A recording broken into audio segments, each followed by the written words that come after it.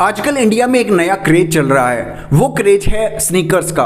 बहुत ही ज्यादा expensive sneaker जो हैं वो लोग खरीदते हैं और शो पीस की तरह अपने घर में सजाते हैं। कुछ लोग तो स्नीकर्स के इतने ज्यादा दीवाने हैं कि वो इनको पैरों में डालने की बजाय गले में टांग के घूमते हैं।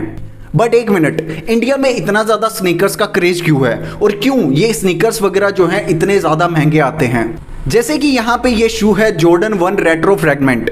ये शू 2014 में रिलीज हुआ था और यहाँ पे उस टाइम पे इसकी कीमत थी 15,000 रुपए। लेकिन आज के दिन इस जूते की अगर मैं बात करूं तो इसकी कीमत है करीबन 1,65,000 रुपए।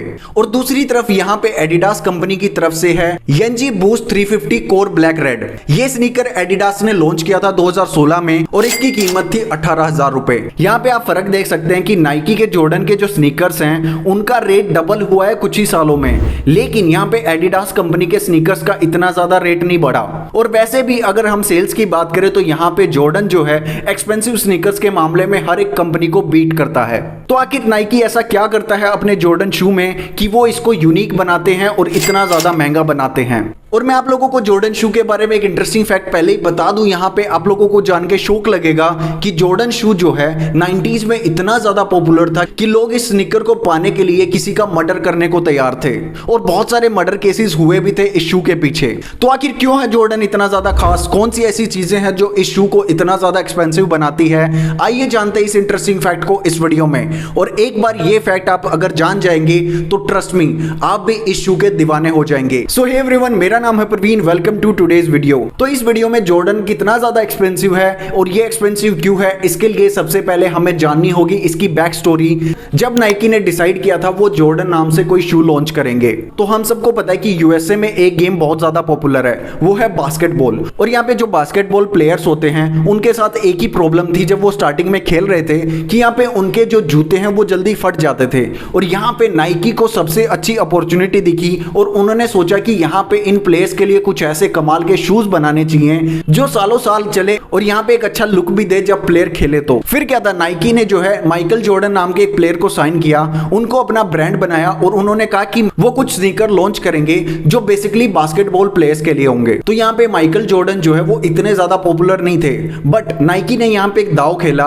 उनको नहीं पता था कि ये प्लेयर अच्छा चलेगा या नहीं, बस उनको इतना अंदाजा था कि शायद ये प्लेयर अच्छा चल गया तो हमारा ब्रांड जो है वो $1 बिलियन का हो जाएगा।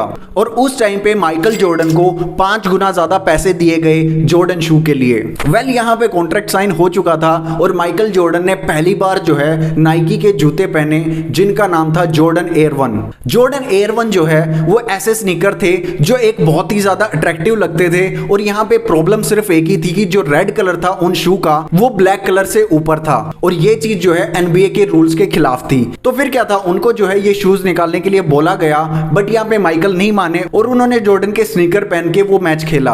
और कमाल की बात, यहाँ पे एनबीए ने उनके ऊपर फाइन लगाया पूरे $5,000 का।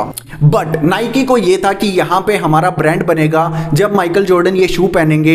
इसके लिए नाइकी कुछ भी फाइन देने को तैयार था और यहाँ पे माइकल जॉर्डन ने पूरे 19 मैचेस खेले वो जूते पहन के और हर मैच में $5,000 का उनके ऊपर फाइन लगता रहा। और नाइकी ने ये सारे पैसे जो हैं वो पे कर दिए एनबीए को, बट अपने ब्रांड को वहां से हटने नहीं दिया। फिर क्या था, लोगों में ये चीज जो है एक रिबेल के साइन के रूप में चली गई। यहाँ पे लोग सोचने लगे कि ये जूते जो पहनेगा वो एक रिबेल बनेगा। और कुछ जो माइकल जॉर्डन के फैन थे वो इन जूतों को दबा के खरीदने लगे। और पहले ही साल में नाइकी ने जो है कमाल की कमाई की इन शूज से। यहाँ पे उन्होंने $100 मिलियन बनाए इन जूतों को बेच के। फिर क्या था, यहाँ पे नाइकी ने दूसरी सीरीज निकालने की तैयारी कर ली अपने जॉर्डन शूज की।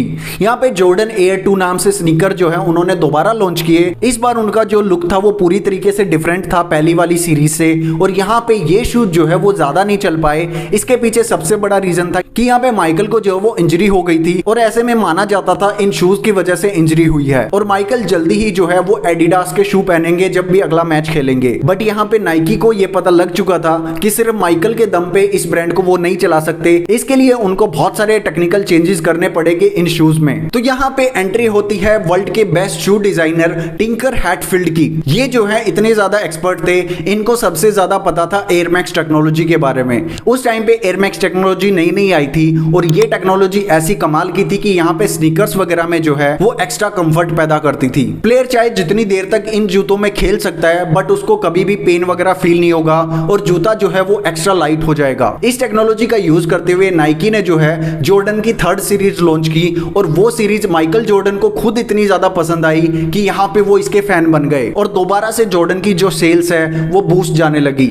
और उस टाइम पे बहुत सारे लोग ये भी मानने लगे कि माइकल जॉर्डन का जो गेम है इन जूतों की वजह से इंप्रूव हुआ है, इसलिए हम भी इन जूतों को खरीद लेते हैं और इसी वजह से ये जूते जो हैं वो रीसेल में दोबारा बहुत ज्यादा महंगे बिकने लगे। और नेक्स्ट चीज यहाँ पे आती है मटेरियल। नाइकी ने खास मटेरियल का ध्यान रखा इन शूज को बनाने के लिए क्योंकि यहाँ पे एयर मैक्स टेक्नोलॉजी यूज की जा रही थी और बहुत सारे इंजीनियर्स जो हैं वो एक्सपेरिमेंट वगैरह कर रहे थे इन जूतों को और बेहतर बनाने के लिए।